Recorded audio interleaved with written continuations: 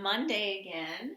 We look here. We've got Monday, May 4th, 2020. Can you say that with me? Today is Monday, May 4th, 2020. If we write that in numbers, it's 5 for May, 4 for the day, and 20 for the year. And today is the 157th day of school, so 100 plus 50 plus 7. If you'll be with us later for math, we've got reading today, recess, writing, math, lunch, and science. All right, here we go. So, I asked the boys, Henry and Emmett, to pick some books that they really liked from when they were younger. Emmett is about your age. Emmett's a 5th grader. Henry is a freshman in high school, so he has some books that he's kept around that he really liked from when he was younger. One of those is A Camping Spree for Mr. McGee. We got this one, I don't know, Henry was like maybe 7 or 8. His great aunt and uncle sent him this for a birthday present. This is Chris Van Dusen. We're actually going to read another one of his books. Emmett picked out another book that he illustrated. This was written by someone else, but it was illustrated by the same guy. And you can kind of see that from the illustrations, but he always has really intricate illustrations. I like those. So here we go. A Camping Spree with Mr. McGee. This kind of reminds me of the Eagle's Nest, where the man and Nan and the man go find an eagle.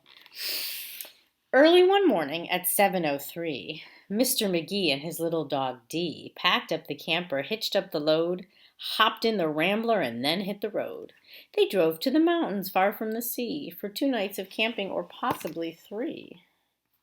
And there you can see everything they're doing. There's this little camper attached to his car, and off they go.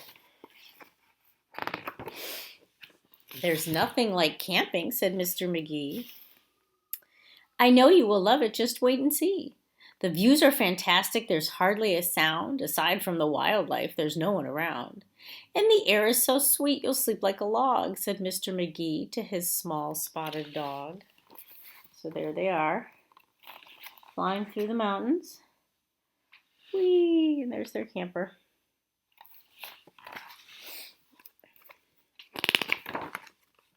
A few hours later, they took a sharp right and found a great spot to lay camp for the night. It was high on a hill with a beautiful view of Mount Adams, Mount Lincoln, and Jefferson, too. But perhaps the most wonderful feature of all was the brook. It's like a little stream. The brook that ran over a steep waterfall. So there's your waterfall. There's their campsite. And you can see they're going to sleep in the camper. So they don't have to sleep outside, but they can cook their food out there. Can you guys see the little marshmallows we've got roasting over the fire there?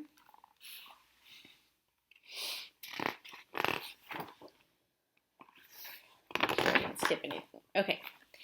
As the embers went out, they felt tired and dozy, so they climbed in their bunk beds all comfy and cozy. There they are.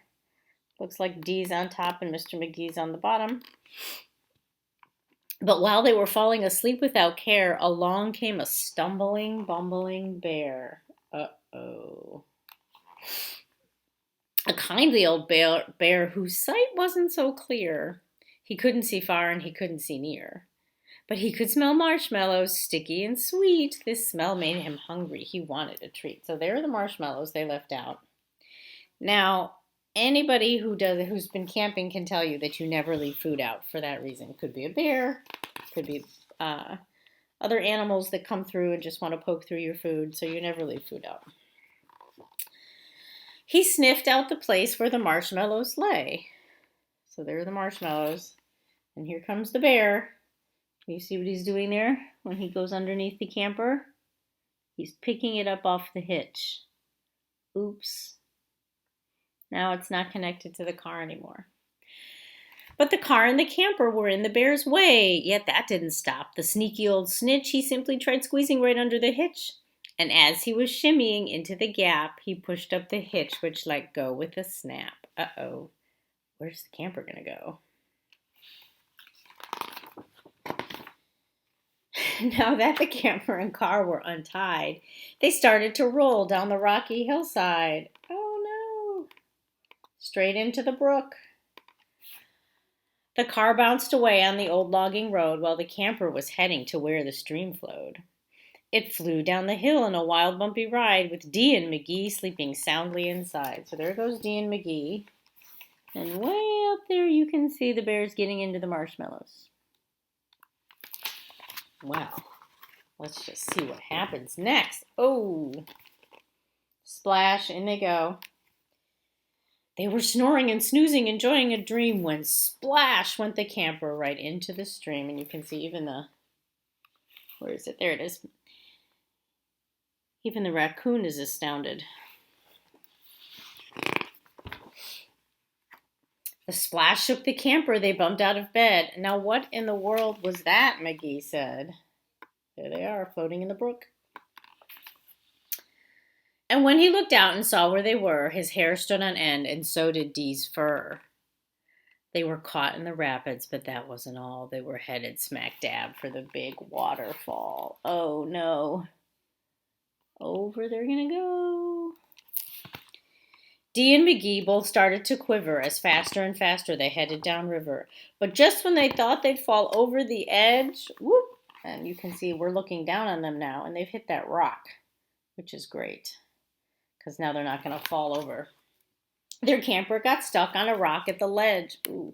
So there they were stranded, McGee and his pup, on the top of a waterfall 50 feet up. Oh my goodness. That is a long drop. Meanwhile, that nearsighted bear from before, there he is, there's Dee and McGee, was searching for one little marshmallow more, when lo and behold, as if out of a dream, he spied something sweet floating over the stream. But what the bear thought was a marshmallow treat was really the hitch and not something to eat. So you can see there, that's the hitch. It used to be on top of the car, and the bear thinks it's a marshmallow because the bear can't see. The bear was determined to capture his prize, so he jumped in the water right up to his thighs. He splashed through the stream to the edge of the fall and snatched up the trailer, hitch, camper, and all. So he's trying to make his way over there to get what he thinks is a marshmallow. Dee felt a tug. McGee heard a knock as the bear pulled the camper right off of the rock. There he goes. He dragged them both all the way back to the bank when he realized the hitch was not sweet, but quite rank. He spit out the hitch and left in dismay while McGee and Dee's camper again rolled away. It flew down the path with a jolt and a jar. Let's see. Whoop. And stopped in some bushes right next to the car. Well, that was lucky. Dee popped her head out. McGee looked out too. Had they really stopped rolling? Could it be true? At last things were quiet and peaceful and still. They hooked up the hitch and drove off down the hill. And on the way home, McGee said to Dee, that trip wasn't quite like I thought it would be. So when they got home with the sky turning red, aw, look at that, they decided to camp in the backyard instead. That's a good idea, because you're safe back there. And there are the marshmallows again. All right, A Camping Spree with Mr. McGee.